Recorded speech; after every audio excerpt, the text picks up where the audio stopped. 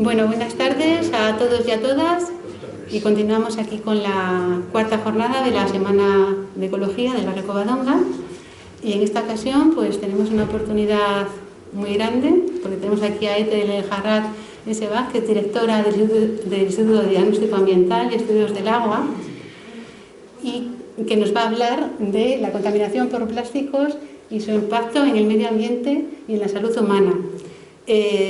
Se ha elegido esta charla porque, como sabéis, a raíz del vertido de pellets frente a las costas de Portugal, ocurrido en diciembre del año pasado, pues bueno, a todos se nos puso el corazón en un puño, ¿no? Estuvimos, como se nos vino encima con el tema, a ver si venían los pellets aquí, o sea, como recordar, rememorar un poquito pues lo que vivimos con la catástrofe del Prestige. Y bueno, el trabajo de Ethel es impresionante. Ella desde el primer momento se ofreció a colaborar y a venir aquí, y su trabajo se centra principalmente en el estudio del impacto de contaminantes orgánicos persistentes y emergentes, con especial énfasis en plastificantes, retardantes de llama, halogenados, organofosforados, parafinas cloradas, insecticidas piretroides y pesticidas apolares. Actualmente, una de sus líneas de investigación está centrada en el estudio de la contaminación por plásticos. Y bueno, pues ya sin más. Vale. Bueno, pues en primer lugar, gracias por la invitación. Y bueno, voy a ponerme de pie, ¿vale? Yo me para ir haciendo la presentación. Bueno, como bien ha comentado, soy Ethel El Jarrat y vengo de un instituto del CSIC en Barcelona, que está dedicado a todo el estudio de temas de impacto ambiental.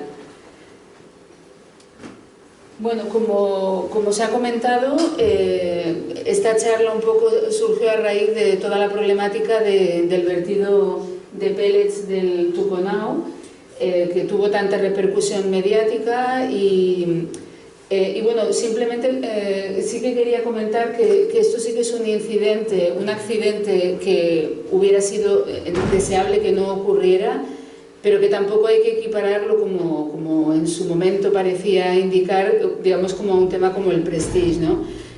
Vertidos de este tipo lamentablemente ocurren a menudo, y aparte la contaminación de pellets en los mares no solo ocurre por estos vertidos.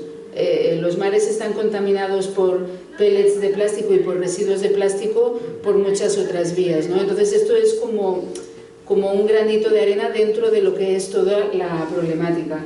Y simplemente quería comentaros que justo a raíz de todo el revuelo mediático que hubo con el tema de los pellets del vertido en Galicia, se retomó una problemática que existía desde hacía años, por ejemplo en Tarragona, ¿no? La industria petroquímica en Tarragona lleva años y años con sus pérdidas, con las pérdidas de producción que van a parar a las playas.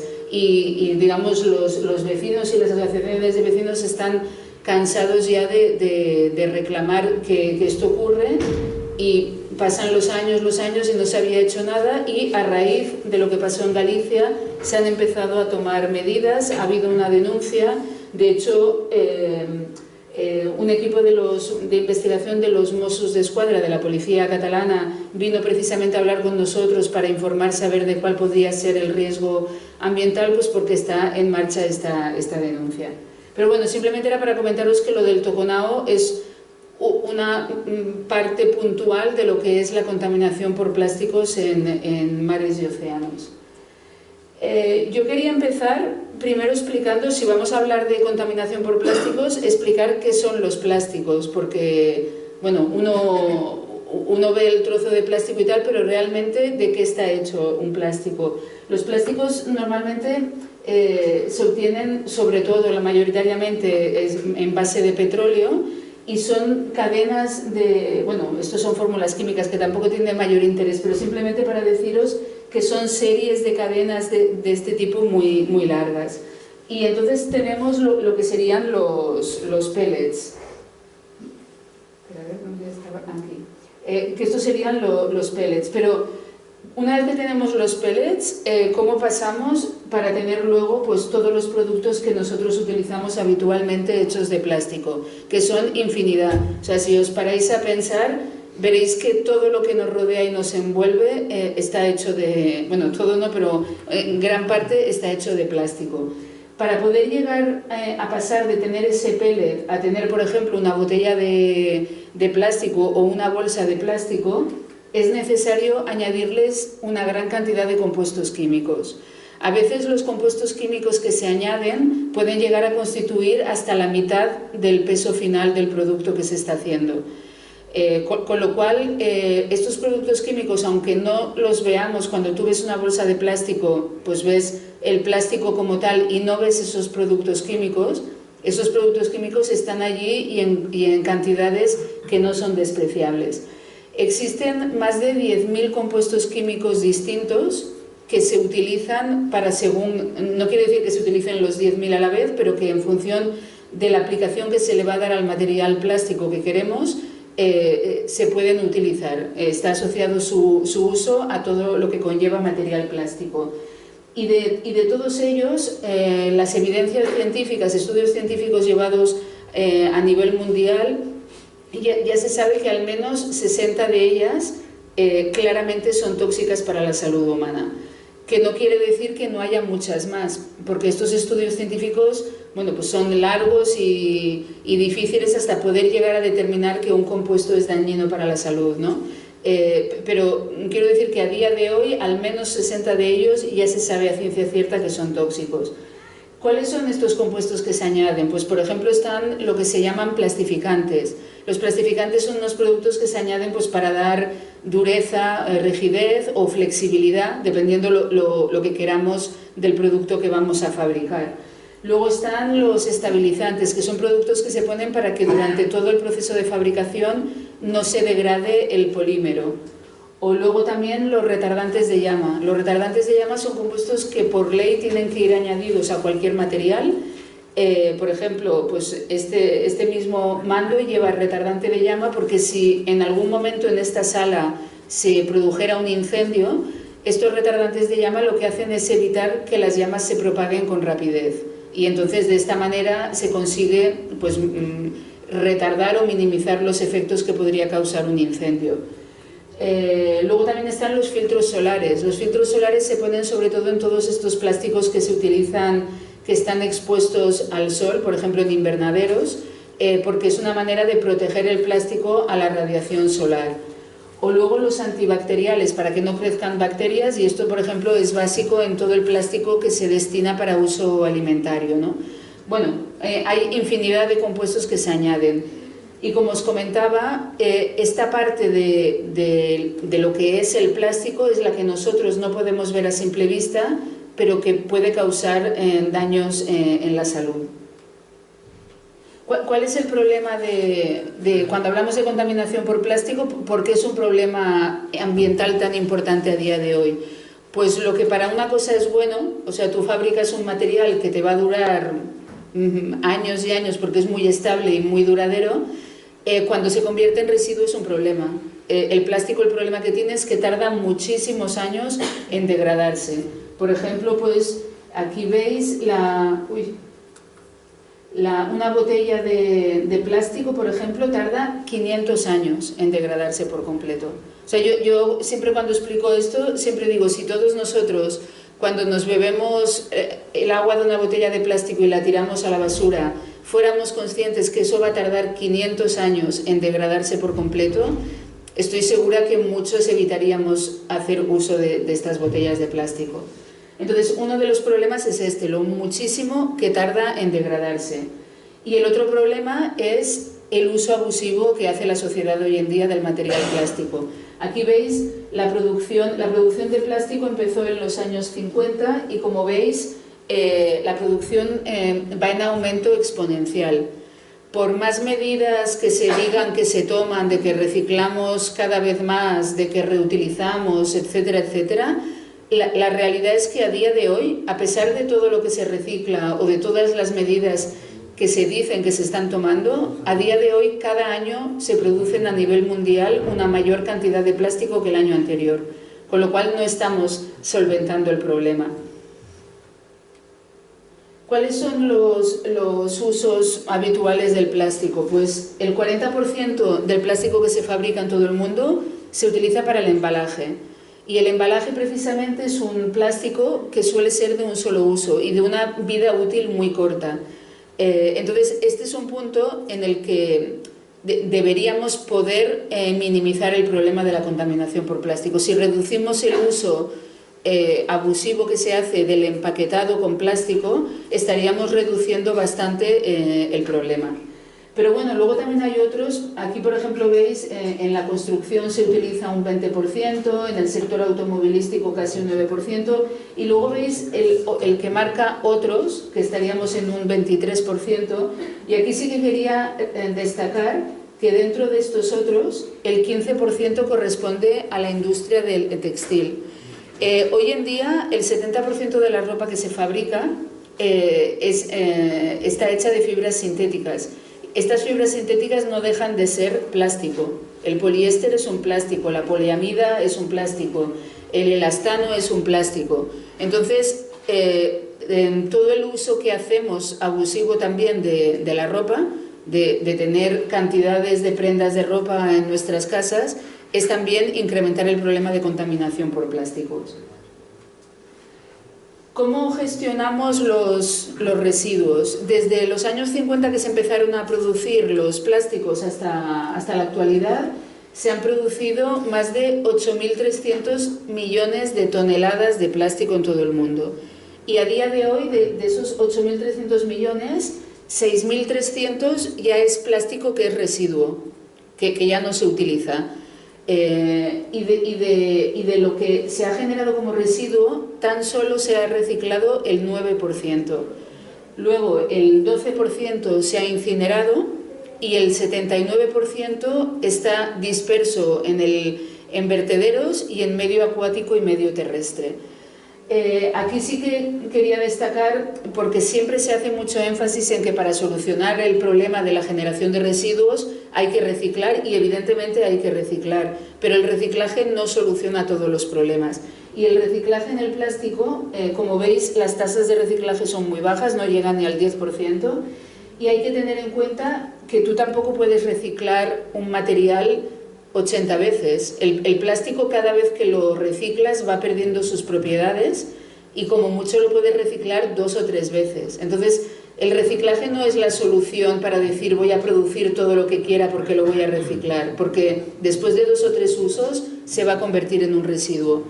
Y por otro lado, es complicado el reciclaje de plásticos porque cada material de plástico está hecho de un polímero diferente y no podemos reciclar polímeros distintos juntos. Para poder proceder al reciclaje de un plástico tiene que ser todo el mismo polímero, con lo cual eso implica que hay que hacer una recogida muy selectiva de los residuos.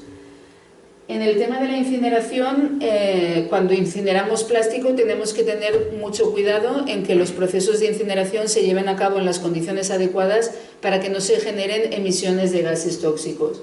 Y luego todo lo que va a parar a vertedero, pues evidentemente tiene su impacto medioambiental. Cuando se habla de contaminación por plásticos, mayoritariamente uno piensa, o mediáticamente lo que la gente ve más es todo lo que se habla de la contaminación de mares y océanos por plástico, ¿no? Y aquí también es importante mencionar que cuando hablamos de contaminación por plásticos en los mares, no nos tenemos que quedar con que la contaminación es solo lo que vemos en la superficie. La contaminación por plásticos en los mares afecta a toda la capa y profundidad de los mares. Tenemos plásticos en toda la columna de agua y tenemos plásticos, por ejemplo, como esta fotografía de neumáticos, en los fondos marinos. ¿Cómo afecta toda esta contaminación por plástico en los mares? En la biota marina, lo que puede provocar es, en primer lugar, enredamiento. Aquí veis diferentes fotografías de animales que se han visto enredados por un residuo plástico que les ha provocado la muerte. Por ejemplo, para poner un ejemplo, ¿no? Aquí este delfín tiene el aro este de las botellas que se le ha quedado en su boca y que le impide abrir la boca, poder alimentarse, y eso le genera la muerte. Otro problema que encuentra la biota con los residuos es que ingieren este material plástico. Un caso muy claro es el de las tortugas que se alimentan mayoritariamente de medusas y cuando ven una bolsa de plástico flotando la confunden con una medusa y la ingieren. Y entonces se han encontrado cientos de animales muertos que cuando luego abres ves la cantidad de plástico que tenían acumulados en su estómago. También cuando ingieren este plástico no se puede digerir, se queda en el estómago siempre, entonces les da una sensación de saciedad, con lo cual dejan de comer y de alimentarse y mueren de inanición.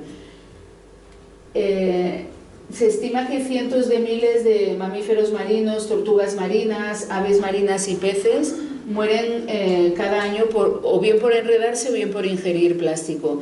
Y aquí estaríamos hablando de los daños físicos que nos genera el residuo plástico. Pero, como os he comentado antes, los plásticos tienen su parte de compuestos químicos que llevan, que también son dañinos, y eso es lo que menos se sabe o se conoce, pero que generan también daños químicos. Y es un poco también lo que os explicaré a continuación. Bueno, antes de pasar a explicaros eso, también quería decir que se habla mucho de la contaminación de mares y océanos, pero existen estudios que hacen como una estimación de que la cantidad de residuos plásticos que hay en medio terrestre es muy superior al que hay en medio marino. En medio marino es como más visual porque lo ves flotando, pero en medio terrestre tenemos muchísimos más residuos de plástico. Luego, por poneros algunos ejemplos de contaminación por plásticos en medio terrestre, todo el tema de invernaderos. Los invernaderos es material de plástico que nunca se retira, se va degradando poco a poco y los residuos de esos plásticos de invernadero quedan en el suelo, que es un suelo agrícola, y queda allí el residuo. O bien también cuando llegan aguas contaminadas a las estaciones depuradoras, los plásticos quedan retenidos en los fangos de depuradora. Cuando tú aplicas esos fangos de depuradora como fertilizantes en suelo agrícola, estás contaminando también ese suelo agrícola con plástico. Bueno, y volviendo a lo que os comentaba, ¿no? de los compuestos químicos que llevan asociados estos plásticos, ¿cómo afectan a los seres vivos? De todos esos compuestos químicos que os he comentado, cuando entran a los organismos de los seres vivos pueden pasar dos cosas. O bien que entren dentro de nuestro organismo y no seamos capaces de metabolizarlos y queden acumulados allí para toda nuestra vida y se queden acumulados, o bien que nuestro sistema metabólico sea capaz de metabolizarlos y los excretemos, pues, por ejemplo, a través de la orina o de las heces. Pero tanto si es un caso como si es el otro, estos productos químicos dentro de nuestro organismo nos pueden estar causando problemas de salud. Los que se acumulan, se produce el fenómeno de la bioacumulación. La bioacumulación, lo que os comentaba, tú vas ingiriendo, o sea, va entrando en tu organismo ese contaminante, como no lo puedes eliminar, se te va acumulando en tu organismo. Como estamos expuestos a lo largo de toda nuestra vida, contra más mayores nos hacemos, más nivel de contaminación tenemos. Y luego está el proceso de biomagnificación, que es que los niveles de contaminación van aumentando a medida que aumentamos en la cadena trófica. O sea, esto para que lo entendáis más fácilmente. Si yo me como un pez que está contaminado, yo me estoy comiendo todo lo que ese pez había acumulado a lo largo de su vida. Entonces, mi input, digamos, mi ingesta de esos contaminantes aumenta más y yo estaré mucho más contaminado que un pez que está en un nivel trófico inferior. ¿Qué pasa a lo largo de nuestra vida con estos contaminantes? Aquí, digamos, está desde que nacemos hasta que nos morimos, digamos.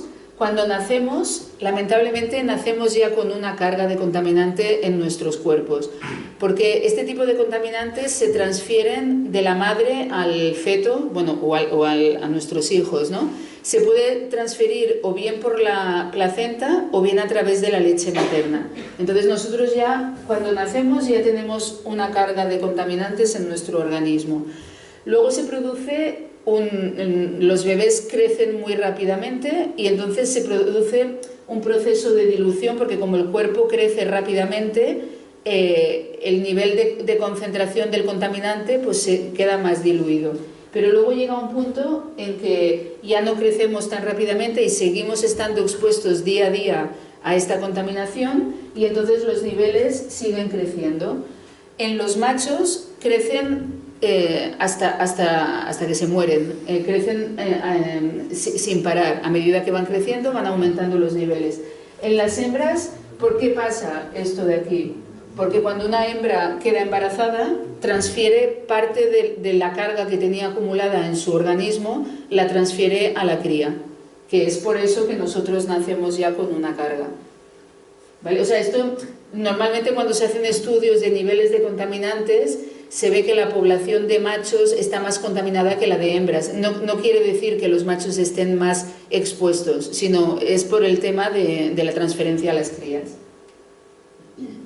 Bueno, y os he estado comentando que estos compuestos son dañinos para la salud, ¿no? No son dañinos de que me vaya a entrar un poco de este contaminante y me vaya a morir o me vaya a pasar algo. El problema es que estamos expuestos a cantidades muy, muy pequeñas de estas sustancias.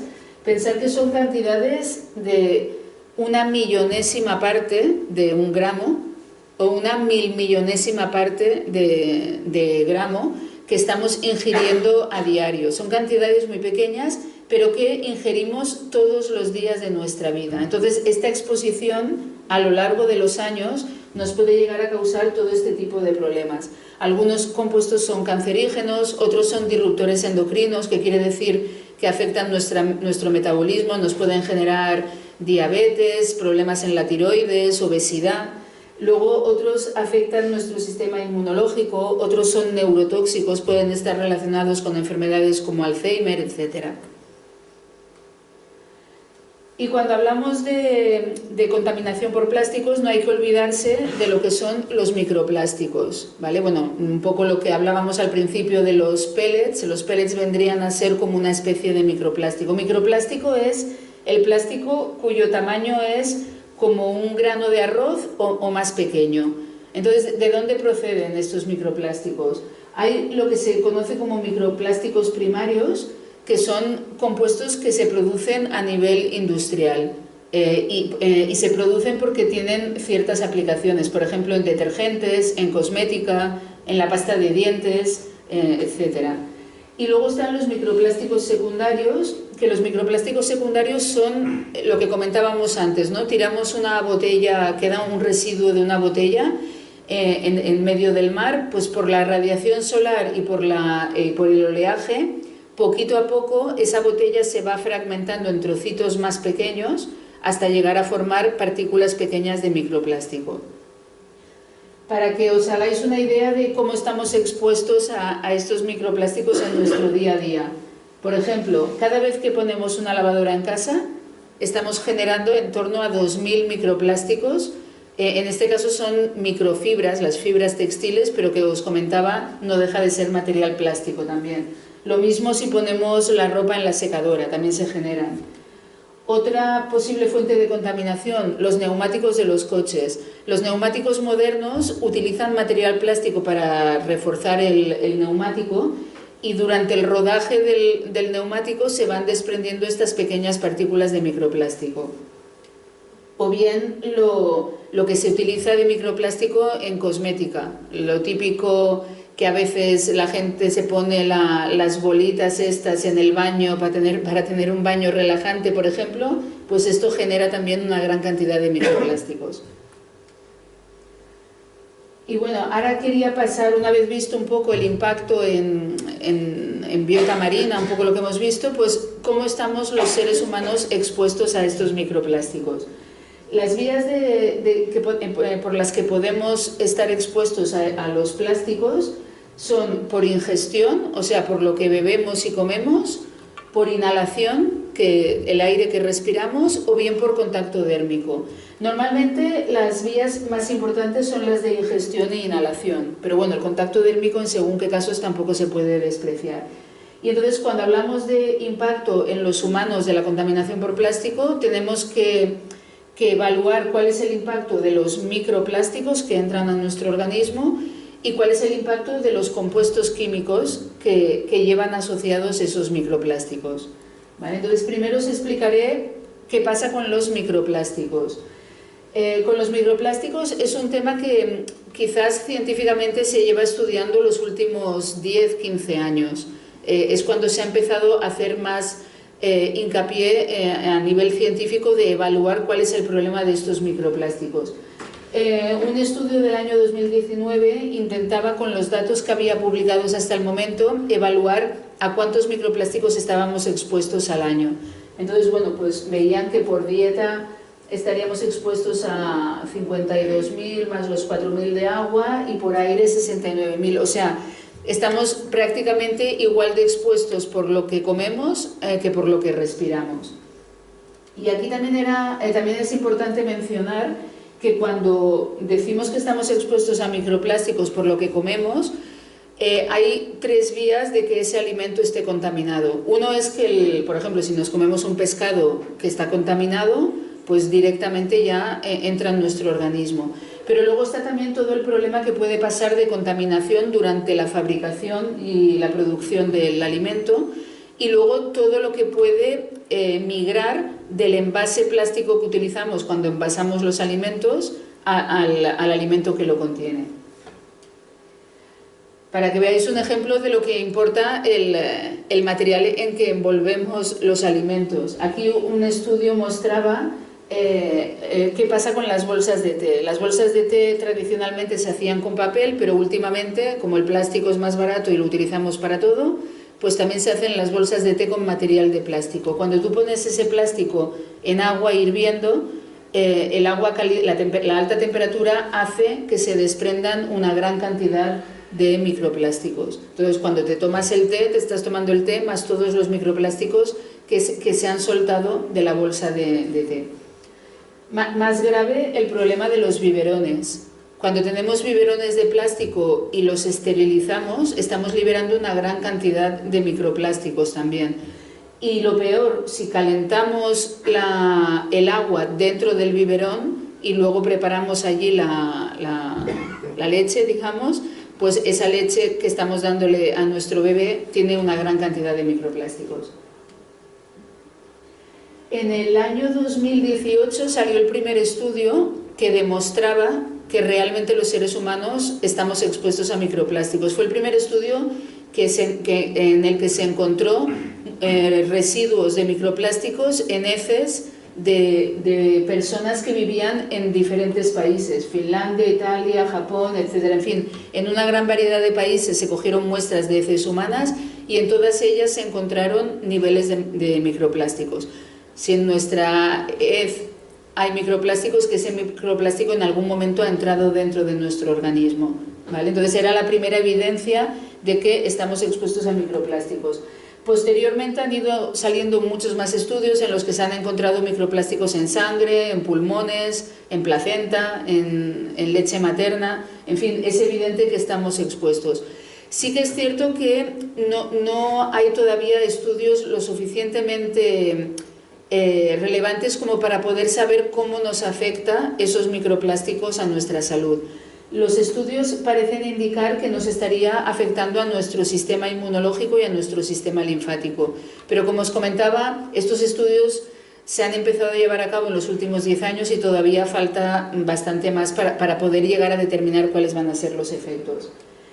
En el caso de los productos químicos que van asociados, estos sí que se llevan más de 50-60 años estudiando cuál es el problema de estos compuestos químicos en la salud humana, y aquí sí que tenemos mucha más información. Y aquí os quería poner el ejemplo del bisfenol A, por ejemplo, un plastificante que se utiliza. Supongo que habréis oído todos hablar del bisfenol A. El bisfenol A hace más de 50 años que se sabe que es muy tóxico para la salud humana. A pesar de eso, se sigue utilizando. En el año 2011 se consiguió que se prohibiera su uso en biberones, y en el año 2018 se consiguió que se prohibiera en todos los envases de alimentación infantil de 0 a 3 años. Y ahora recientemente en la nueva ley de residuos del año 2023 se ha incluido su prohibición para cualquier tipo de envase. Pero para que veáis lo lento que es, primero hay que demostrar científicamente que un compuesto es dañino para la salud humana, y cuando ya lo has demostrado, pues igual puedes tardar 50 años hasta que la ley entre en vigor y prohíba su uso. Con lo cual, durante todos esos años estamos expuestos a ese contaminante. También aquí os quería comentar, porque con el bisfenol A ha sido bastante, digamos, sorprendente.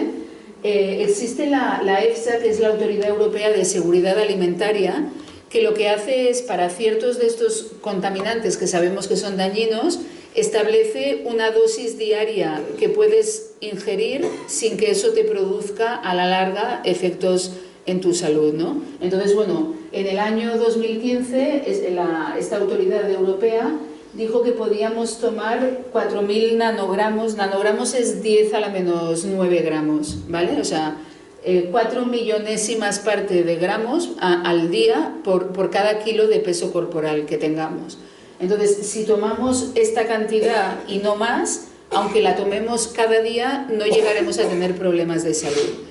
¿Qué ha pasado? Que recientemente, hace un par de años, ha habido mayor evidencia de nuevos estudios científicos que han demostrado que este valor para nada es seguro.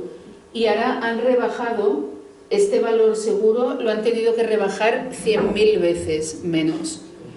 ¿Eso qué quiere decir? Que todos nosotros hemos estado y seguimos estando expuestos a niveles muy superiores de lo que ahora dicen que es seguro. Bueno, pero el bisfenol A es simplemente uno de los plastificantes que se utilizan. Ahora os quería explicar algunas de las investigaciones que hacemos en nuestro grupo de investigación de otro tipo de plastificantes, que, bueno, su nombre es así complejo, plastificantes organofosforados, pero lo único importante es que son compuestos que se utilizan en los plásticos y que ya existen algunos estudios científicos que muestran que son neurotóxicos, que producen cáncer y que son disruptores endocrinos. Nosotros hemos hecho un estudio para ver a qué cantidad de estos plastificantes estamos expuestos en nuestro día a día. Entonces, primero hicimos un estudio a ver cuánto es lo que bebemos. Entonces, cogimos diferentes tipos de bebidas, agua, refrescos tipo cola, zumos, vinos, bebidas calientes, etc. Y analizamos los niveles de contaminación que había. Y aquí sí que fue curioso el hecho de que analizamos agua de botella de plástico y la comparamos con los niveles de agua de grifo, pensando que tendrán más plastificantes la botella de plástico que no el agua de grifo. ¿Cuál fue nuestra sorpresa? Pues que no, que el agua de grifo tiene mayor concentración de plastificantes.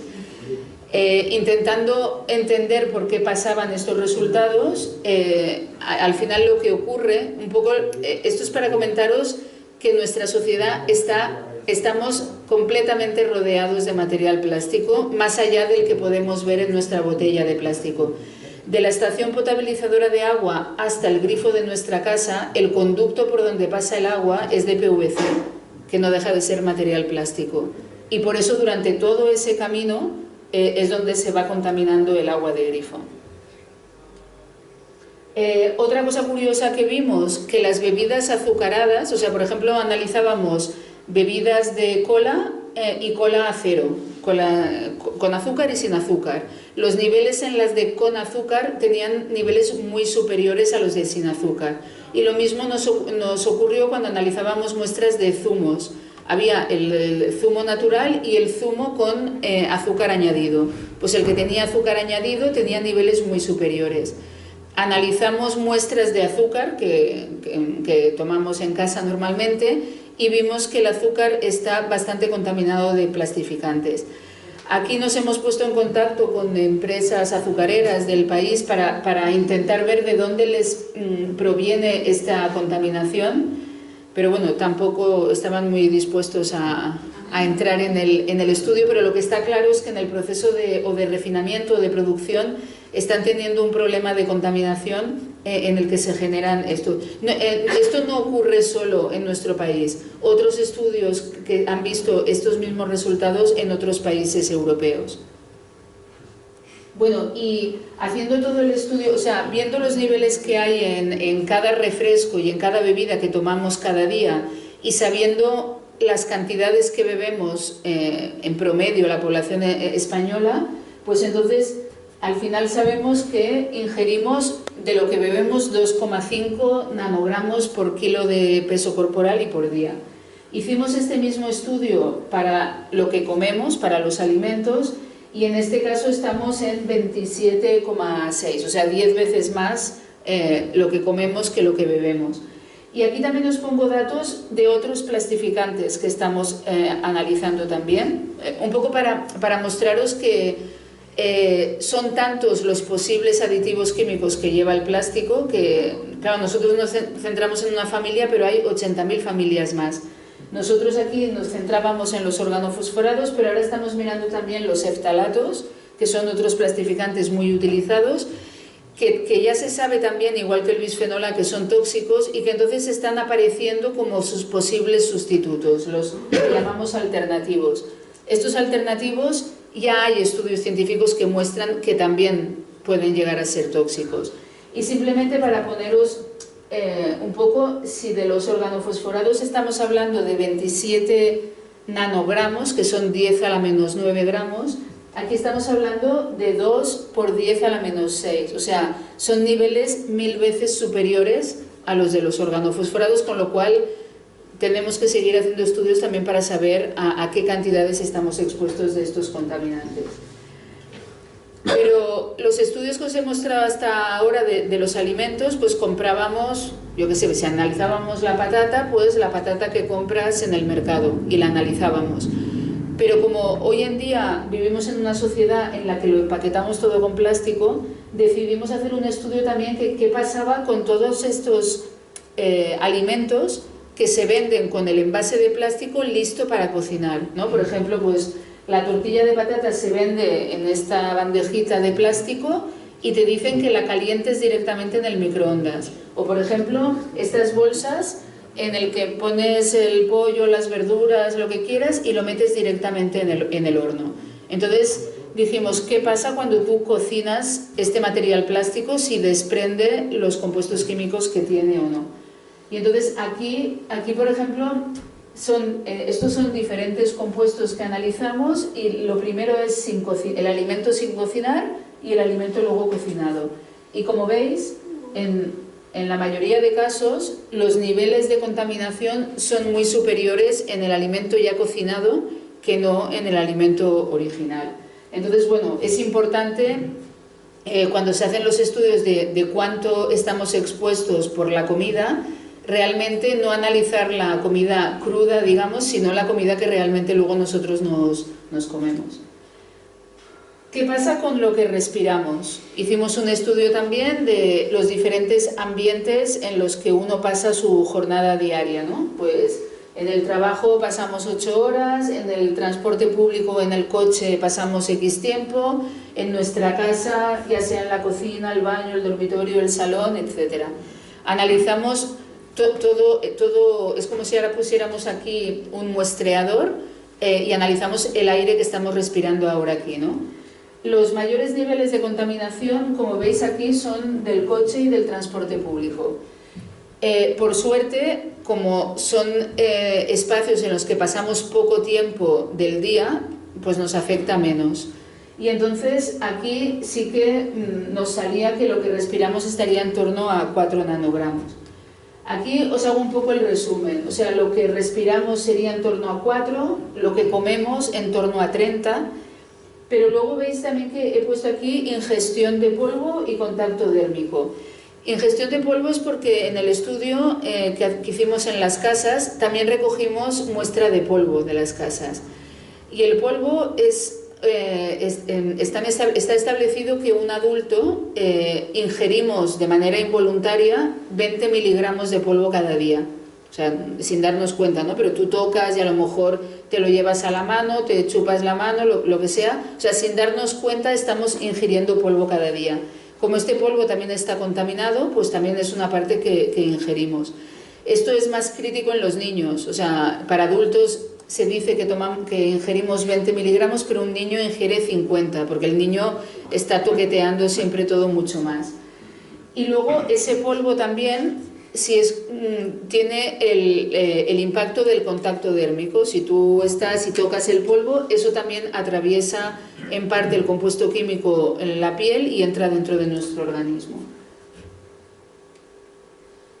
Y aquí os quería poner, digamos, lo que os he explicado hasta ahora es lo básico que se suele hacer cuando se hacen estudios de a cuánto estamos expuestos a un contaminante, ¿no? Lo que comemos, lo que respiramos, el polvo, el contacto dérmico, pero hay otras fuentes de contaminación que desconocemos y que estamos empezando a estudiar también. A raíz de la pandemia y de que todos tuvimos que empezar a llevar las mascarillas, y personalmente yo la primera vez que me ponía la mascarilla, que notaba ese olor, que digo, no sé qué estoy respirando aquí, pero algo raro tiene que ser. Y claro, como nosotros trabajamos en los plastificantes y en el problema de los plásticos, dijimos, las mascarillas están hechas de plástico, vamos a ver si tienen los compuestos químicos tóxicos que tienen. Entonces analizamos diferentes tipos de mascarilla, la quirúrgica, la FFP2, las de tela reutilizables, y en todas ellas encontramos estos compuestos, ¿vale? Digamos, el compuesto está en la mascarilla. Luego nos quedaba la duda, cuando yo me pongo la mascarilla y respiro el compuesto o no, o el compuesto se queda en la mascarilla y yo no lo respiro. Para eso hicimos unos ensayos. Tenemos en el laboratorio estos maniquís que les hemos bautizado con el nombre de EpiBlast, que lo que hacen es simular la respiración humana real. O sea, los pones en marcha y es como uno de nosotros respirando. Inhala, exhala, tiene la misma temperatura de aire y humedad de nuestra respiración, etc. Y entonces hicimos el estudio poniendo las diferentes... Primero analizábamos cuánto había en la mascarilla y luego analizábamos lo que respirábamos durante las 4 horas o 8 horas de uso de la mascarilla.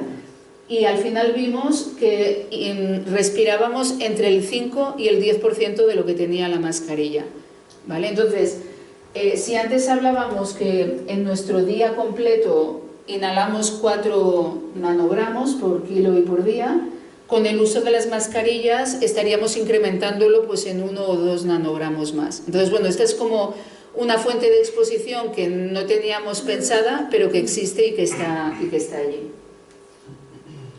Bueno, y ahora ya para concluir, una vez visto todo el impacto que genera la contaminación por plásticos, ¿qué podemos hacer para solventar o para al menos minimizar el problema de la contaminación por plásticos? La contaminación por plásticos no se va a resolver con una única medida, ni tampoco tenemos que pretender una sociedad de plástico cero. El plástico es muy útil para muchas aplicaciones. Por ejemplo, todas las aplicaciones de los dispositivos médicos pues nos son muy útiles en nuestra vida. Lo que tenemos que evitar es hacer mal uso del plástico y sobre todo de ese plástico de un solo uso cuya vida útil es muy corta y que no nos aporta nada extra. Entonces, el primer punto sobre todo es reducir ese consumo de plástico.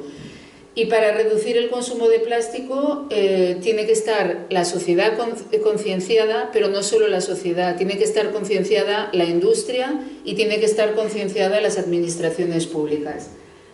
En segundo lugar, lo que tenemos que hacer es, para aquellos casos en los que sí que hay que utilizar plástico, pues por ejemplo lo que os comentaba, ¿no? Los dispositivos médicos, pues vamos a intentar desarrollar materiales plásticos distintos al de base de petróleo, que se degraden más rápidamente, que no tarden 500 años en degradarse y que también que sea más fácil reciclarlos, que no ahora que es una gran dificultad poder reciclar plástico. Y luego, por otro lado, bueno, esto se ha movido, esto lo enmarcaba yo aquí en el punto 3, que tenemos que desarrollar también compuestos químicos asociados a esos plásticos que no sean tóxicos para la salud humana.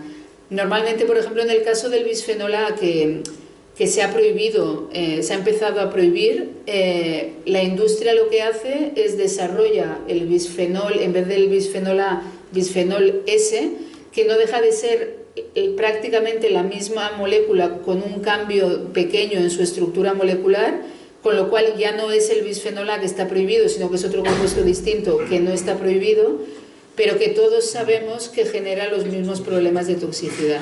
Entonces, bueno, lo que hay que hacer es no sustituir un compuesto tóxico por otro de la misma familia que también va a ser tóxico. Hay que desarrollar materiales distintos y que no vayan a ser tóxicos. Y por último, una vez que hayamos conseguido todo esto, de utilizar menos plástico, de que el plástico que utilicemos se degrade más rápidamente y sea más fácilmente reciclable y que no lleve compuestos tóxicos, aún tendremos pendiente gestionar los más de 6.000 millones de toneladas de plástico que a día de hoy existen en todo el planeta y que son residuos que están pululando por allí, que de alguna manera habría que gestionar, intentar destruir o ver qué se hace con ellos. Aquí también os quería hacer un apunte para que os deis cuenta de lo complicado que es abordar este problema de la contaminación por plásticos. Como os comentaba, salió la nueva ley de residuos en el 2022 y aquí por primera vez se consiguió, después de muchos años de luchas y batallas, el poder prohibir el uso de pajitas, bastoncillos, platos y vasos de plástico de un solo uso.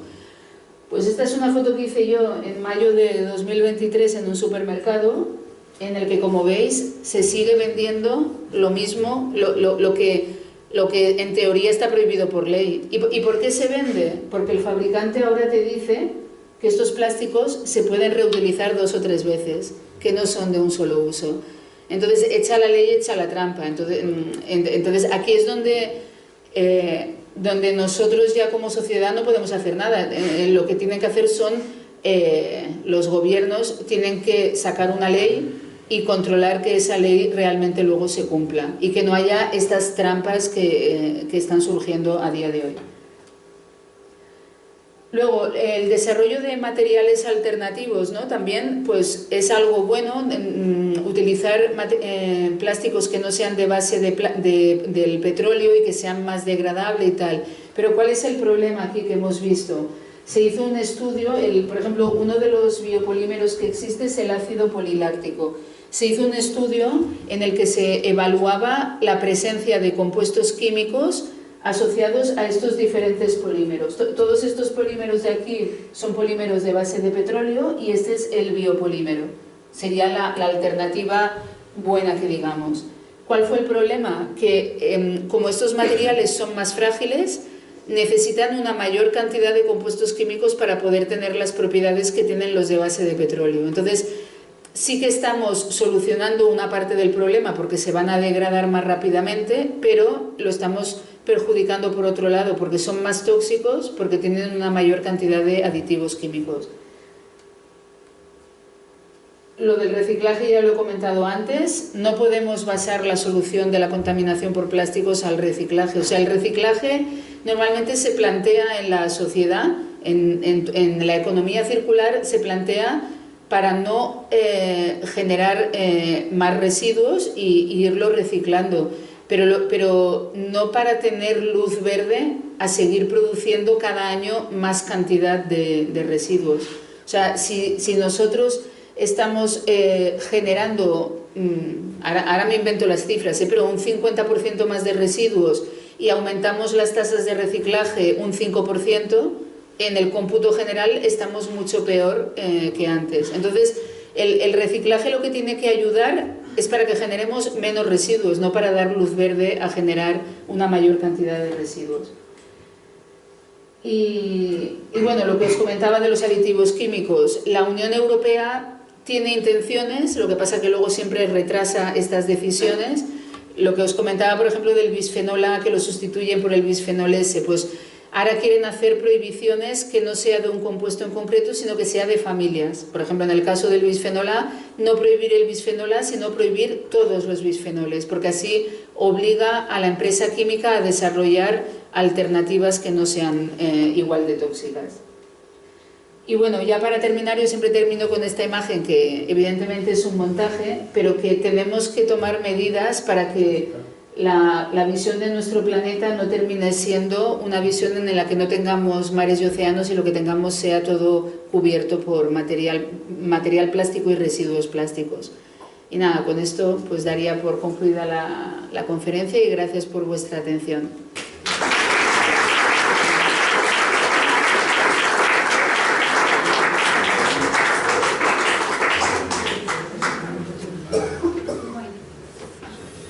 Pues pasamos ahora al turno de preguntas.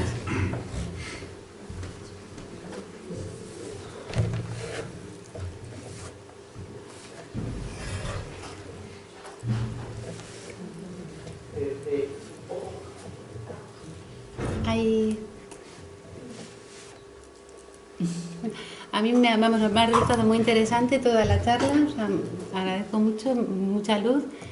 Y bueno, hay una cosa que es un poquito, claro, cuando hablas de las sustancias, todo el proceso, o sea, todo para poder llegar a determinadas sustancias, todo el proceso investigativo que lleva, eso yo creo que si pudieras hacer, porque claro, para poder detectar una sustancia tenéis que desarrollar toda la técnica, o sea, todo eso es una cosa que es compleja, porque además son sustancias nuevas que están apareciendo cada día, ¿no? Sí, a ver, el problema en todos estos resultados que mostramos llevan un trabajo atrás muy elaborado. O sea, como os he mostrado, estamos determinando, por ejemplo, en una muestra de patata, una millonésima o una milmillonésima parte de una sustancia. Entonces necesitamos primero hacer un tratamiento de la muestra para separar el grueso de lo que hay, de los contaminantes que nosotros queremos buscar, que están a cantidades muy pequeñas, y luego disponer de equipamiento científico que es bastante caro y costoso para poder, que tenga la sensibilidad para poder detectar estas cantidades tan pequeñas. Y aparte, las matrices son muy dispares, o sea, nosotros analizamos eso desde un alimento, desde un agua, desde muestra de aire, desde órganos de un animal. O sea, nosotros, por ejemplo, hacemos estudios a veces de cómo se distribuyen, esto no lo he mostrado, ¿no? Pero cómo se distribuye un contaminante en los diferentes órganos de un mamífero marino, por ejemplo, ¿no? Hemos hecho estudios, pues un mismo delfín, analizamos su grasa, su cerebro, su músculo, su riñón, un poco para ver ese contaminante una vez que ha entrado a tu organismo, dónde va a parar. Entonces, como son matrices tan diferentes, no todas se pueden analizar de la misma manera. La preparación de la muestra tiene que ser diferente en función de las características de cada muestra que analizas. Y ese es el problema de cada compuesto nuevo que aparece como posible contaminante, que mientras se está utilizando tienen que pasar muchos años hasta que el mundo científico sea capaz de poder decir lo que está pasando con ese nuevo compuesto. Claro, porque no se conoce, o sea, se tiene que empezar a conocer, extraer, todo. Sí, nosotros el proceso que realizamos cuando tú quieres empezar con un nuevo contaminante, que digamos, pues dices, voy a ver qué pasa con este contaminante. Lo primero que hay que hacer es desarrollar el método de análisis para ser capaces de poderlo determinar, para saber si está presente o no está presente. Entonces, una vez que tenemos los métodos, lo siguiente que hacemos es ver qué presencia hay en el medio ambiente, ¿no? Pues en las aguas, en los sedimentos, en los suelos, en el aire, etc.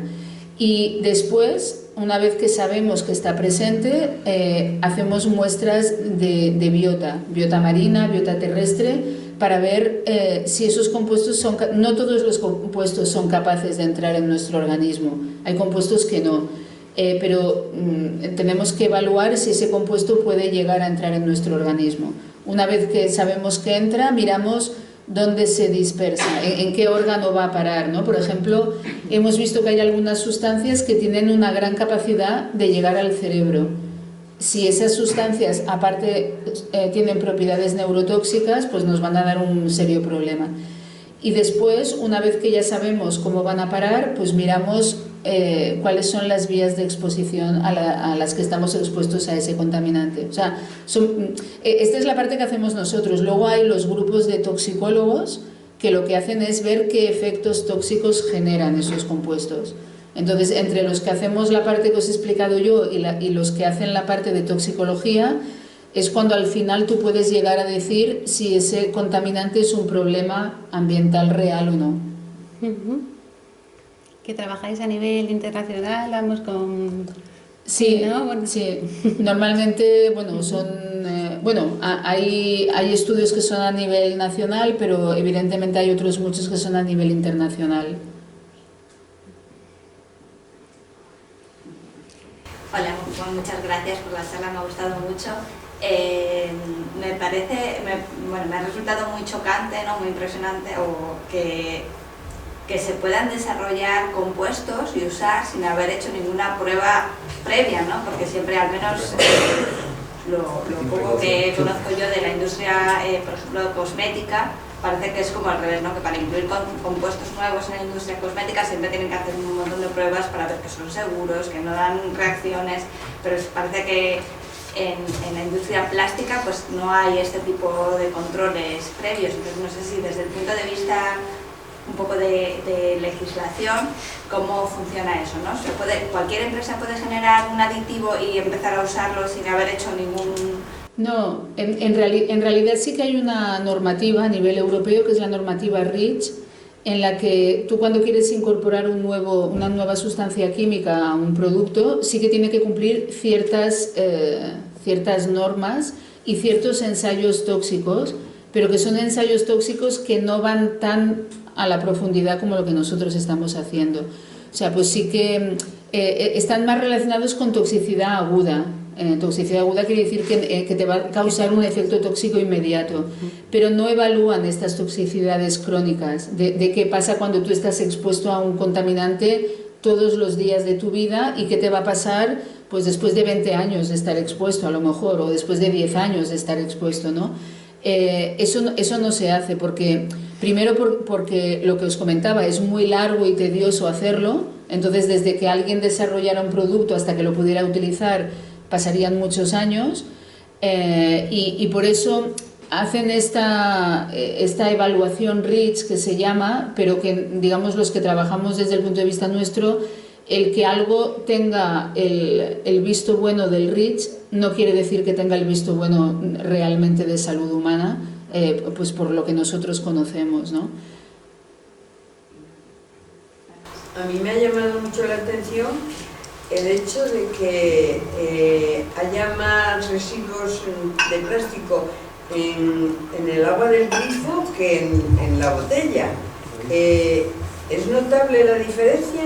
Bueno, es cierto que los niveles que encontramos, o sea, yo lo que os he explicado muchas veces, cuando a veces presento niveles de contaminación, por ejemplo en pescado, me dicen, ay, ¿y tú comes pescado?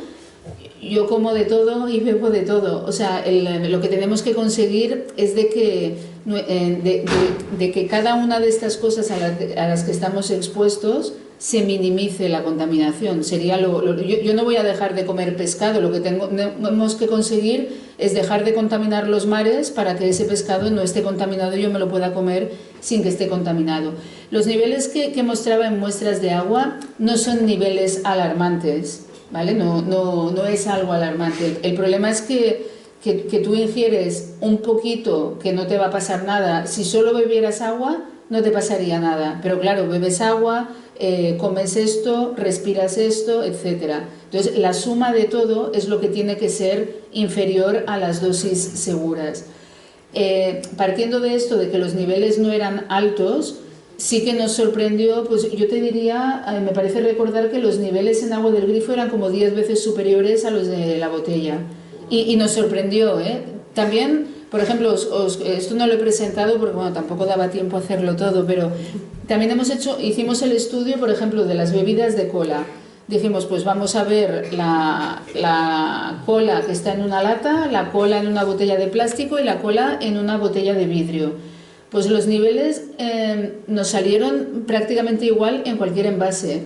En la lata y en la botella de plástico, pues que hubiera plastificantes lo entendíamos, pero en la botella de vidrio decíamos, ¿de dónde viene aquí los plastificantes si es vidrio?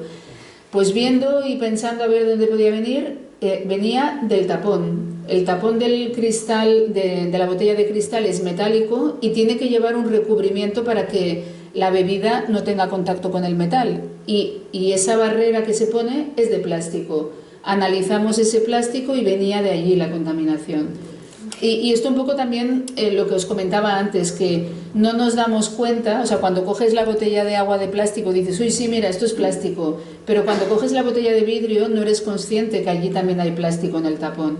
Y lo mismo con los conductos de la potabilizadora al grifo. Uno no es consciente, pero estamos rodeados de material plástico sin darnos cuenta.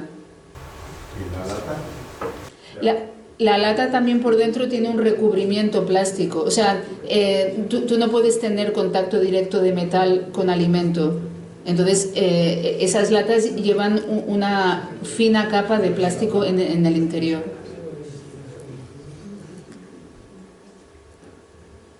Claro, vosotros también habéis analizado, bueno, es que habéis hecho, bueno, es que tienes una cantidad de trabajos, ha participado, bueno, en libros, más de 200 publicaciones, también has sido asesora, ¿no?, del gobierno. Sí, eso. Sí, esto hubo una iniciativa, ahora fue antes de la pandemia, creo recordar que fue en el 2018, se hizo una iniciativa a nivel de científicos de todo lo que los científicos sabemos, trasladarlo a los políticos, que son los que luego tienen que tomar las medidas. Entonces hubo una iniciativa que se llamó Ciencia en el Parlamento y lo que se hizo fue preguntarles a los parlamentarios qué temas ellos creían que podían ser de interés. Entonces se escogieron como 12 temas y uno de los temas que se escogió fue precisamente la contaminación por plásticos. Entonces fuimos un día al Congreso de los Diputados y ahí nos reunimos con los representantes que quisieron de cada grupo parlamentario para explicar no lo que pensaban, no lo que pueda pensar yo personalmente, sino lo que los estudios científicos dicen. Simplemente mostrar la realidad de las evidencias científicas para que luego ellos a partir de allí sepan por dónde tienen que tomar las decisiones. A raíz precisamente de esta iniciativa sí que pues conoces a políticos y a partir de allí fue donde surgió también el asesoramiento para que la nueva ley de residuos incluyera el prohibir ciertos compuestos tóxicos como el bisfenol A. Pero me consta que fue un proceso muy difícil y muy complejo por todos los lobbies empresariales que hay. Pero esos son los para la fabricación europea, luego lo traen de fuera y todas esas normativas, pero... Evidentemente, sí, evidentemente es así. En el tema de la ropa, por ejemplo, como el problema que estamos viendo ahora de toda la ropa que se lleva a la presión vertical, etc. Pero en nuestro entorno, dijéramos, la ropa cómo nos afecta. A veces dices, bueno, tengo esta camiseta que la tengo hace mucho, la tengo cariño, pero claro, ha sufrido una serie de deterioro ya, tú te la sigues poniendo, no sé cómo afecta al cuerpo, No, en el tema de ropa sí que hay algún estudio de ropa importada de China que sí que mostraba que había niveles elevados, a lo mejor, por ejemplo, recuerdo un estudio que hicieron de calcetines infantiles en los que había niveles de bisfenol A elevados, pero normalmente los niveles en ropa no suelen ser demasiado elevados como para que nos afecte. O sea, también piensa que lo que tiene la ropa que te pueda pasar a ti, a tu piel, son porcentajes muy muy pequeños, con lo cual no te va a afectar. El que la ropa luego se haya deteriorado, tampoco. El problema de la ropa sobre todo viene en el lavado, lo que os enseñaba yo de cuando lavas, sobre todo últimamente que la calidad de la ropa es tan mala, al lavarla desprende muchas microfibras. Y estas microfibras a ti directamente no te afectan, pero van a parar al medio ambiente, van a parar a los ríos, a los mares, y de allí empieza el ciclo, ¿no? Si esa microfibra llega al mar y el pez se la come, luego tú, cuando te comes el pez, es como que tu microfibra te vuelve otra vez a ti, ¿no? Pero en el uso diario de la ropa, en principio no tiene que haber problema.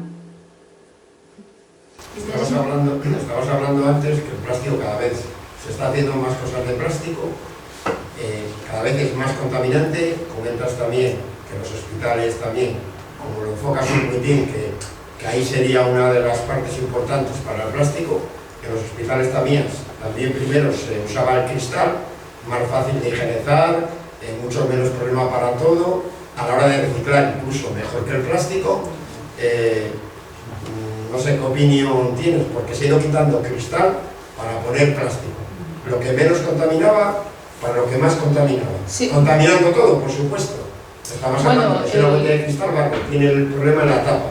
Estamos hablando de una botella de plástico, tiene el problema entera lo que es la botella, y luego a la hora de degradarse, pues, ¿qué opinas sobre ese tema? A ver, el tema de sustituir el cristal por el plástico es tan sencillo como lo económico que es el plástico. O sea, el uso exponencial que se hace del plástico es porque es un material de un coste muy, muy bajo. Y, por ejemplo, en el tema del reciclaje, lo que se encuentran los fabricantes o los empresarios es que es más barato el plástico virgen que el plástico reciclado. Entonces, ¿para qué voy a coger un plástico reciclado que es de peor calidad cuando encima es más caro que el virgen, ¿no? Entonces, el uso que se hace de plástico viene definido por su bajo coste económico. Pero también es cierto que yo por eso en los puntos de cómo hay que abordar el problema, el primero y primordial es reducir el consumo. Y aquí porque estamos hablando de plástico, y entonces yo comento reducir el consumo de plástico, pero es que tenemos que reducir el consumo de todo. Porque yo, por ejemplo, ahora sí que veo que se está, para evitar el problema de los plásticos, se está sustituyendo por papel y cartón. Es que como todo lo que tenemos de plástico lo hagamos de papel, nos quedamos sin bosques en el planeta. Entonces, la solución no es sustituirlo por otro material que va a generar otro residuo. La sustitución es reducir el consumo, el que podemos reducir. O sea, bueno, no sé, yo no sé aquí, en Cataluña, por ejemplo, vas al supermercado y te encuentras 2 manzanas en la bandeja y con el film de plástico encima. O sea, yo no necesito comprar 2 manzanas así. A mí yo las puedo comprar y me las cojo directamente con la mano y no necesito tanto embalaje de plástico. Entonces, un poco es lo que comentamos, ¿no? O sea, el uso en los hospitales sí que es cierto que anteriormente se hacía de cristal, pero por buscarle una explicación, ¿eh? Yo, por ejemplo, cuando voy a hacerme una analítica al hospital, claro, ves que van pasando 80.000 personas que vamos ahí hacernos el análisis y tienen que ir rápido, piensas, bueno, pues usan lo desechable de usar y tirar, que les será más fácil, más cómodo, o no sé cómo decirlo, ¿no? Al menos tiene una pequeña justificación, pero lo del embalaje de los alimentos yo es que creo que está sobrepasado por todas partes. Por ejemplo, precisamente el día que fuimos a las jornadas estas de ciencia en el Parlamento, me acuerdo que, bueno, evidentemente era en Madrid, y me acuerdo que era un día que llovía, y justo al entrar al Congreso había la típica maquinita para que pongas el paraguas dentro de la bolsa de plástico. Entonces yo digo, si toda la vida hemos puesto el paraguas en el paragüero, ¿por qué ahora tenemos que utilizar, o sea, en un solo día de lluvia, la cantidad de bolsas de plástico que utilizas, por ejemplo, o para entrar en una tienda, que entras en una tienda, estás 10 minutos y te vas, y esa bolsa de plástico ya es un residuo? Entonces, esas son las aplicaciones que digo yo que son tan fáciles de eliminar y de reducir. 2 preguntas más. ¿Cómo puede ser que el plástico sea tan barato? ¿Por qué no se graba más? Y la otra pregunta es, ¿todas estas aditivos son igual de persistentes que el propio plástico? O sea, también los talatos y tal tardan también 500 años en degradarse, o se degradan mucho antes que lo que es el polímero del plástico. Bueno, lo que dices de grabar, por ejemplo, creo que en la nueva ley de residuos sí que se dice que, según, ahora no recuerdo exactamente los productos, pero que, por ejemplo, como si dijéramos, pues las botellas de plástico tienen que tener un 10 o un 20% de contenido de plástico reciclado. O sea, ahora sí que se está introduciendo por ley que tengas la obligación de que un porcentaje sea plástico reciclado. Es la única manera de conseguirlo, porque de conseguir hay que poner la ley, pero luego hay que controlar que se cumpla, porque tú cuando ves una botella de plástico tú no sabes si eso es plástico reciclado o no. Tiene que haber alguien que controle que de verdad eso se está llevando a cabo, que es un poco lo que, digamos, la queja que tengo yo de la prohibición de bisfenol A en los envases. ¿Hay alguien que esté verificando que cuando yo voy al súper el envase no tiene bisfenol A? Porque eso a simple vista no se ve. Hay que llevarlo al laboratorio, analizarlo y ver si es así o no. Evidentemente no vamos a poder analizar todos los envases, pero aleatoriamente se tendrían que ir haciendo controles un poco para saber si se está tomando en cuenta la nueva ley o no.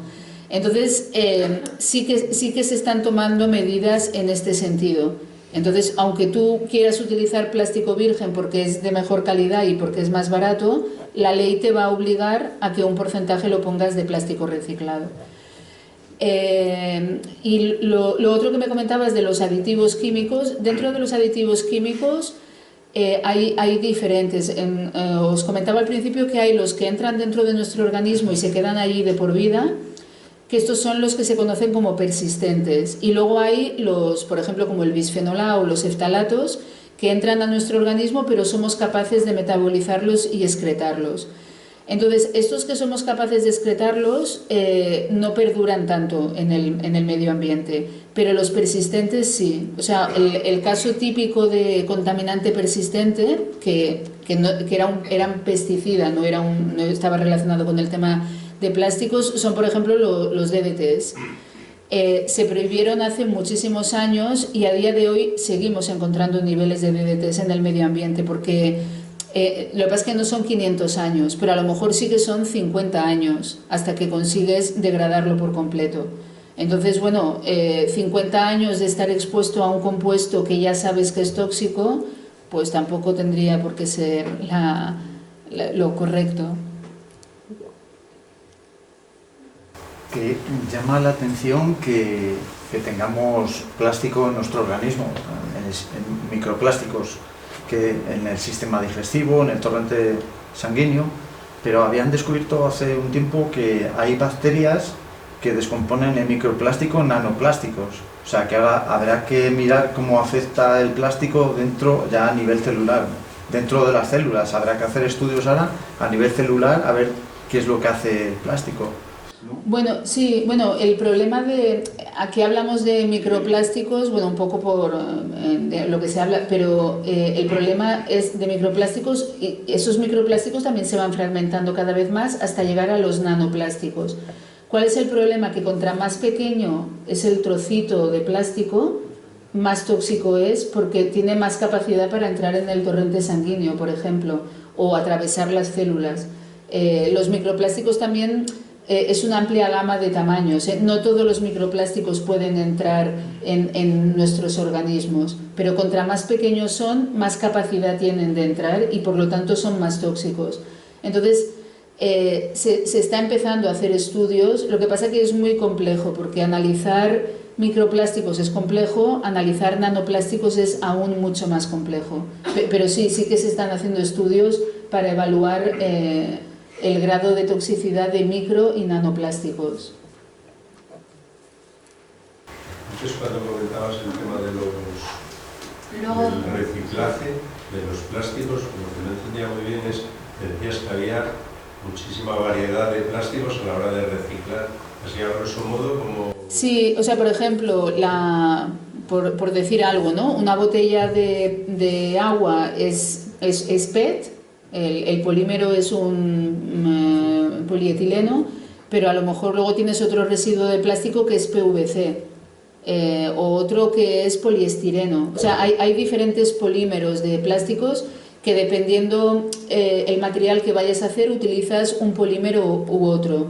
Cuando tú lo tiras todo el residuo plástico al mismo contenedor, cuando eso llega a la planta de reciclaje es un problema para ellos porque tú no puedes reciclar el PET junto con el PVC.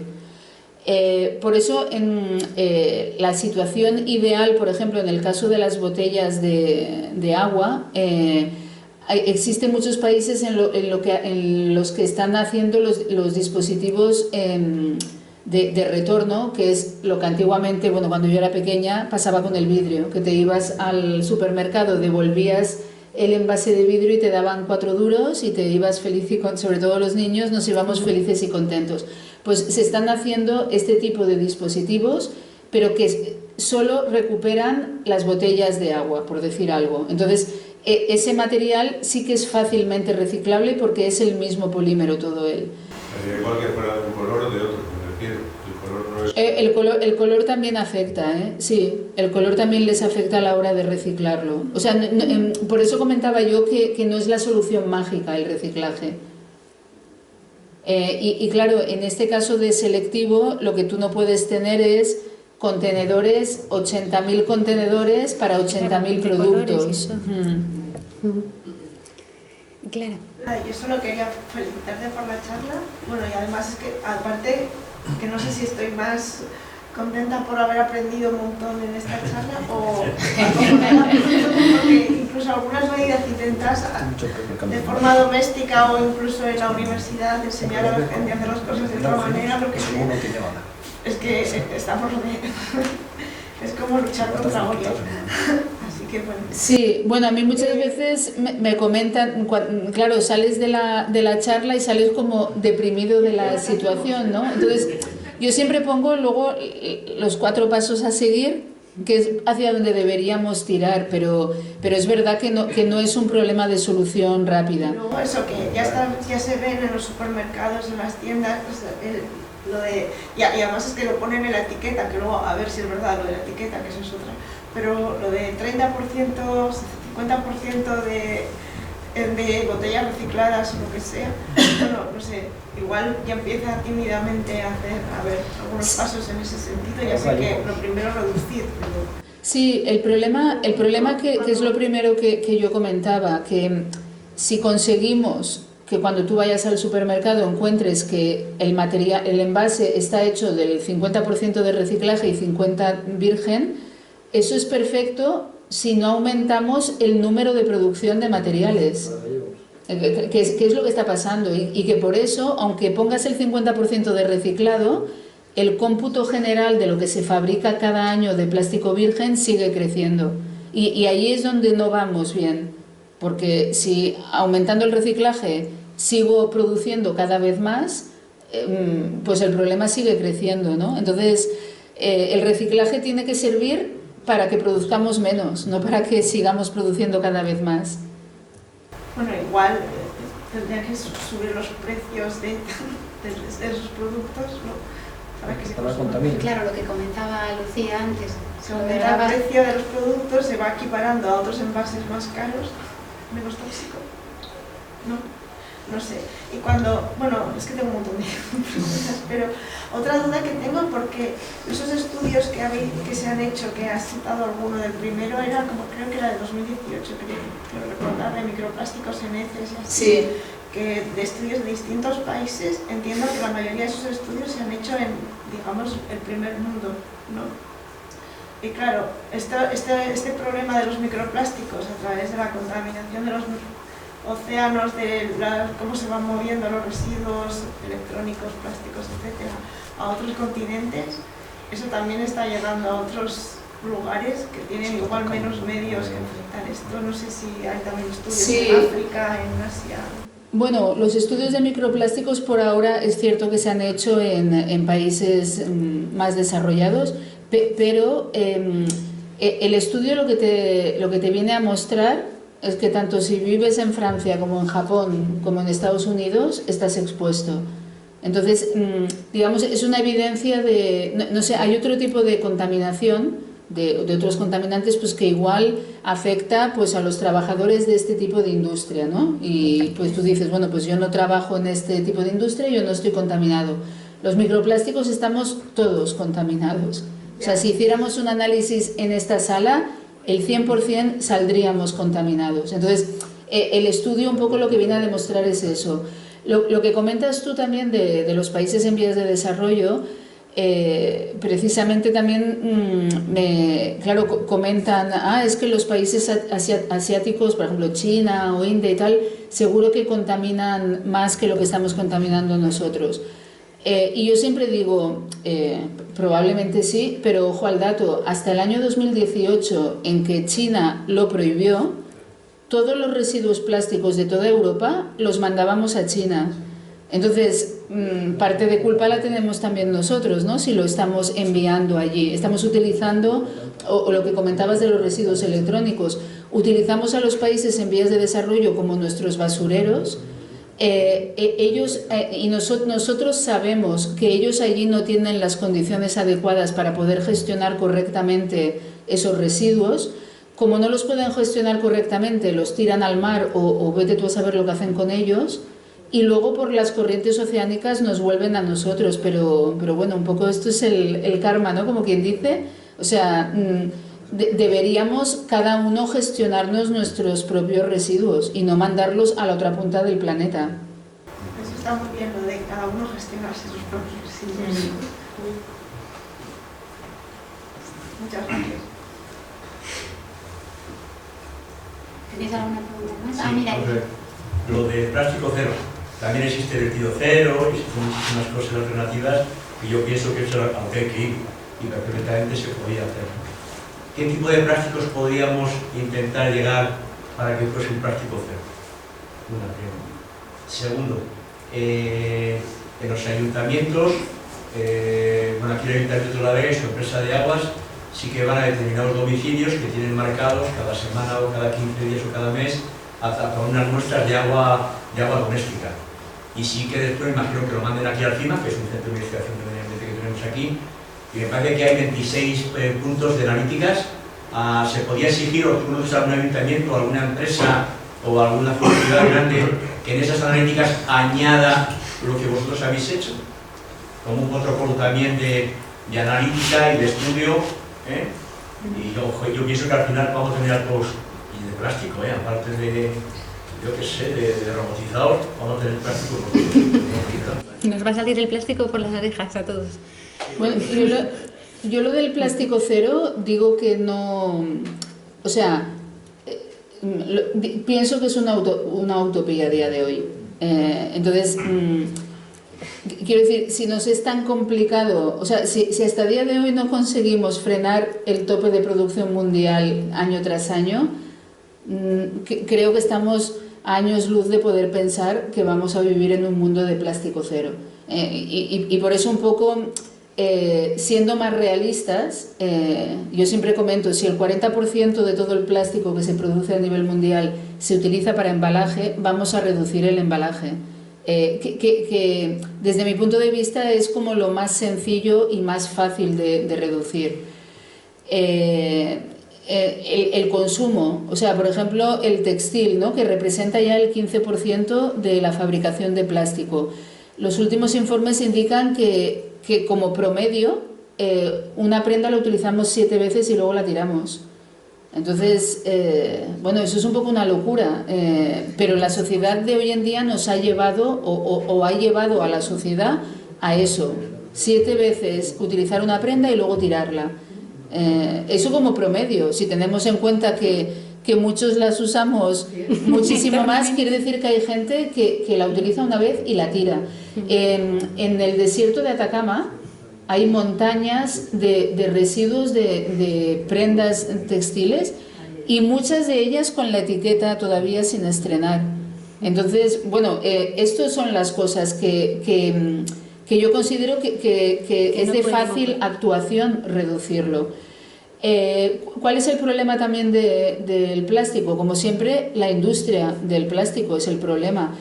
Ahora que, la industria del plástico, que es la industria del petróleo. La industria del petróleo se está encontrando ahora todo el avance que se le quiere dar al coche eléctrico y necesitan otras aplicaciones donde meter el petróleo. Y se está incrementando el uso de material plástico para dar salida al petróleo que no vamos a utilizar en la gasolina de nuestros coches, por ejemplo. Entonces, bueno, es todo un problema, es un problema complejo, económico, que cuando hablas también con políticos te dicen no podemos tomar medidas en contra de esta fábrica porque esta fábrica da trabajo a muchas familias. En fin, son situaciones complejas, pero yo creo que dentro de la complejidad total hay cosas que no debemos aceptar, como el uso excesivo de plástico de un solo uso, de coger, utilizar y tirar. Lo otro que me comentabas... Si conocías esto a un ayuntamiento que... Ah, sí, lo de los análisis. Sí. A ver, el problema es que los análisis que hacemos nosotros son análisis complejos. O sea, un laboratorio rutinario no está capacitado para hacer este tipo de análisis. Pero bueno, los ciudadanos podemos exigírselo, ¿no?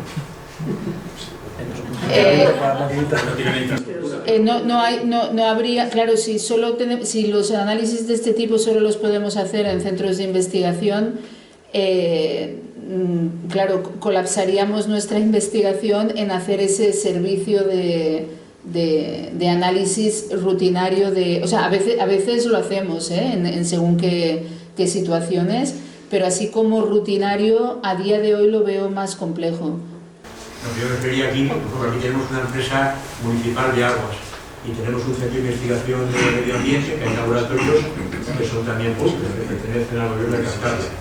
La posibilidad de exigir, ya sé que es los políticos, la posibilidad de exigir que nuestras empresas públicas, que ya esto ha hablado con nosotros, aunque les cueste, que nuestro dinero nos garanticen un poquitín, sí, que, bueno, que hagan los estudios completos, más exigentes de lo incluso que la ley les puede, porque por ejemplo lo que vosotros hacéis, la ley actualmente en las analíticas de las aguas no lo exige. No, para nada. A ver, yo por ejemplo, sí, o sea, yo lo que os he enseñado de estos plastificantes organofosforados que os digo, nosotros siempre estudiamos lo que todavía no está prohibido, para mostrar las evidencias científicas de que deberíais prohibirlo, digamos, ¿no? Lo que ya está prohibido, en teoría, bueno, sí que a veces hacemos estudios, para ver la evolución, para ver las tendencias temporales, etcétera.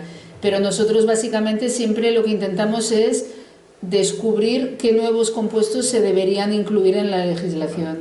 Vale, gracias. Una pregunta solamente. Ahora que has dicho todo lo de la financiación, ¿quién nos financia a vosotros? Bueno, claro, oír hablar tan claro de las cosas cuando a lo mejor la financiación es privada y dices...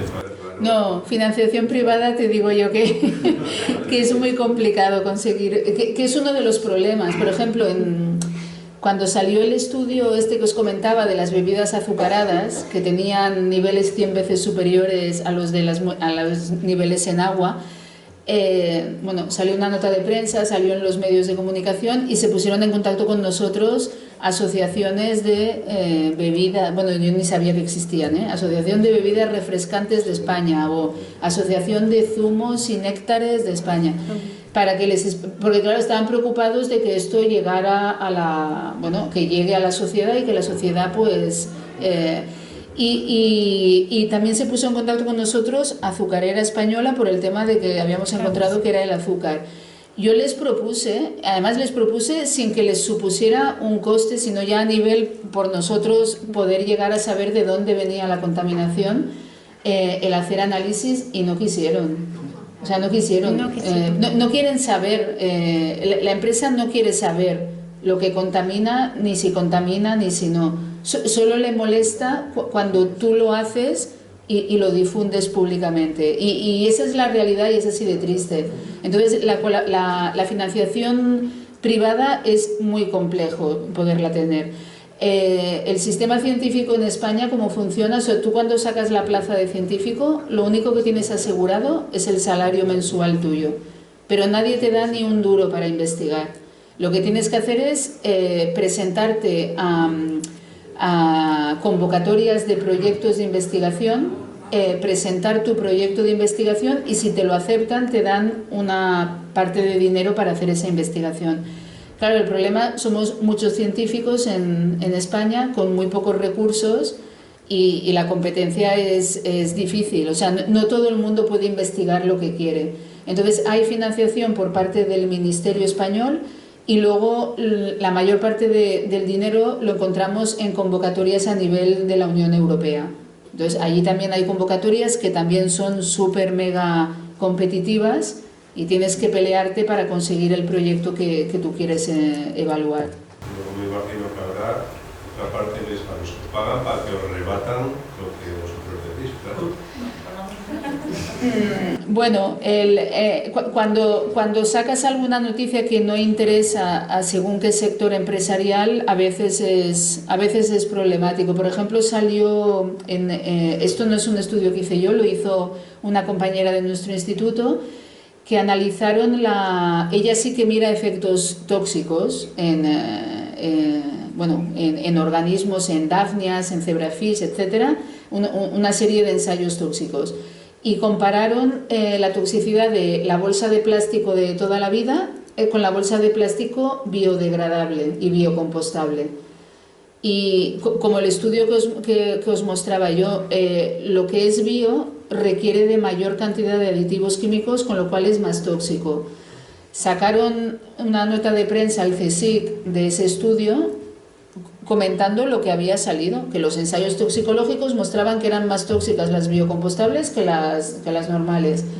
Pues se montó un pollo, porque las empresas, la asociación de empresas que comercializa las bolsas biocompostables empezó a decir que ese estudio no tenía ningún tipo de rigor científico, que estaba mal planteado. Bueno, hubo bastante follón con esto. Entonces, cuando realmente sacas una noticia que no gusta a la empresa, tienes que estar preparado para recibir por todos los lados.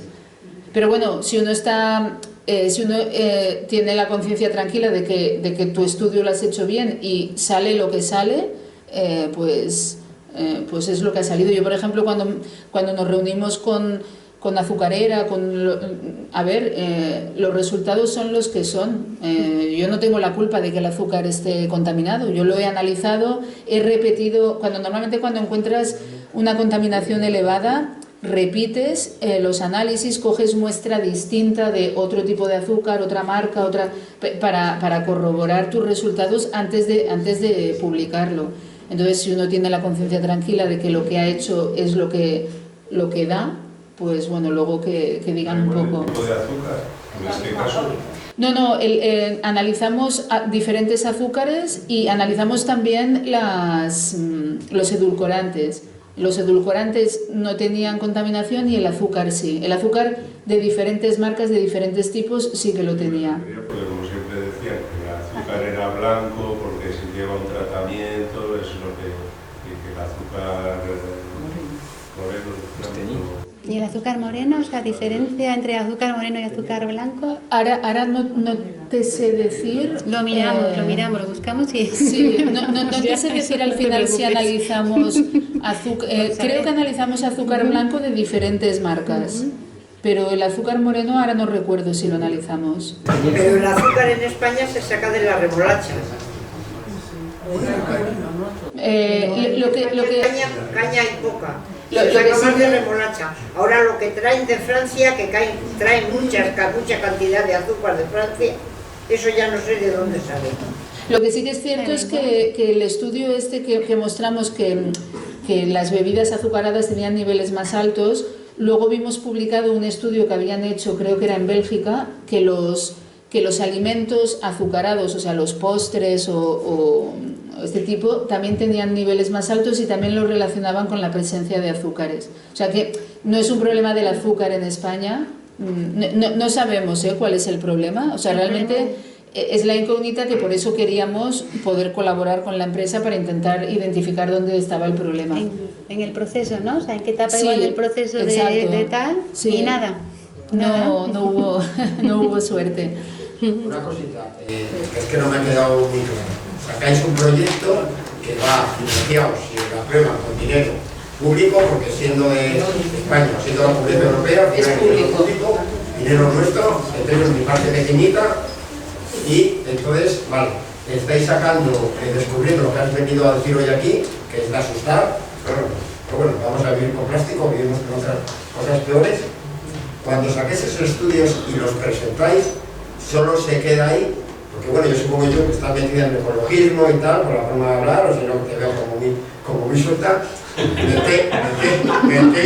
metéis caña, o porque veo que si hacéis un estudio, es un dinero público, una parte es pública, porque lo acaban de decir, o pública española o pública europea, no deja de ser pública. Entonces, esos estudios que haces, que asustan, parece que se quedan ahí un poquitín como parados, y deberían de asustar, y a nuestros mandatarios deberían de meter más caña a las empresas, las que sean, decir, oye, ¿qué pasa aquí? O es una tapadera con un proyecto que lanzáis ahí, para que tenga una subvención, para que ellos sepan que es una realidad, que está suficiente preparada, ¿en qué se queda? Bueno, eso es un poco lo que te comentaba de que participamos en la iniciativa esta de ciencia del Parlamento, para que, a ver, en principio tú cuando pides financiación para un proyecto, pides la financiación para hacer la investigación. En teoría mi trabajo terminaría allí. Es cierto que tú tienes que hacer unos informes científicos del proyecto y eso es público para cualquiera. Como sabemos que eso queda allí y creemos que no debería quedar allí porque está hecho con dinero público y por eso hacemos también bueno, yo al menos hago bastante divulgación científica porque pienso que lo que yo sé o he aprendido con la investigación que hemos hecho con dinero público, el público, la sociedad tiene derecho a saber qué es lo que pasa. Por un lado hacemos esta vertiente, pero esto lo hacemos por voluntad propia, no porque el proyecto de investigación te pida hacerlo. El proyecto de investigación, tú te comprometes a hacer la investigación y punto. Luego podemos hacer de manera voluntaria la divulgación científica a la sociedad y yo, por ejemplo, entré en esta iniciativa de Ciencia del Parlamento para hacer la divulgación a los políticos y legisladores, que son los que en teoría tienen que tomar las medidas. Y por ejemplo, lo que comentaba, yo intenté asesorar que cuando se hiciera la nueva ley de residuos, que por favor no solo vieran el residuo como tal, sino que vieran también el problema de los compuestos químicos que ahí van, y por eso se introdujo la prohibición al bisfenol A y a los eftalatos. Entonces, intentamos hacerlo, pero ya te digo, eso va extra de nuestro trabajo obligatorio, como quien dice. Nuestro trabajo como científicos es hacer la parte científica. ¿En el centro cuántas personas? En el centro donde estoy yo trabajamos trabajamos entre 300 y 350 personas. O sea, que hablamos que no alguien paga el estudio, que somos nosotros, como contribuyentes, no pagan los años, pero no, después de que vosotros entregáis el estudio, si vosotros no hicierais divulgación, no hay un organismo que diga, vamos a sacar estas cifras y lo que ha salido aquí. Simplemente se queda guardado. Hay informes hay publicaciones científicas, o sea, claro, por ejemplo, todo esto que os he enseñado está publicado en revistas científicas, que evidentemente alguien que no es científico eso no lo puede entender, pero te pueden decir, oye, está allí público, si quieres, léelo y míralo. O sea, no es que lo escondamos, es público, porque están las publicaciones científicas, están los informes que tienes que hacer a la Unión Europea o al Ministerio. O sea, yo, por ejemplo, cuando te dan normalmente los proyectos son de 3 años, entonces al cabo de 1 año y medio tienes que hacer un primer informe científico al Ministerio y entregárselo, y cuando finaliza el proyecto tienes que hacer el informe final. Esos informes están allí, o sea, el Ministerio en teoría sabe los resultados que hemos obtenido. Que luego hagan algo o no, claro, eso ya no nos compete a nosotros. No, quería decir, vamos, que ya eso, ahora, y entonces, no digo porque me han preguntado varias personas, perdona, que lo de la excursión del domingo, entonces aquí adelante hay un papel para anotarse y que sería el domingo a las 9 de la mañana en la parada de bus del centro de salud de aquí del barrio Covadonga. Digo que es que ha habido varias personas que me han preguntado para que lo sepa todo el mundo, ahí delante se anota y ya está. Quería a ver si así animamos ya porque era alguna hora para... Sí, igual, eso que estamos aquí. Es una sensación mía, no sé si... Sí. Bien, pues bueno, pues eso, agradecer y muchas gracias. Muy interesante. Es una pregunta por ahí, ahora, bueno, eso. Te vamos a hacer entrega de... No, que siga yo. ¿La presidenta o...? Yo. Te vamos a hacer entrega de... Ay, mira, muchas gracias. ¿Qué son? ¿Productos de aquí o...? Sí, es miel, y café, ¿no? Pues muchas gracias.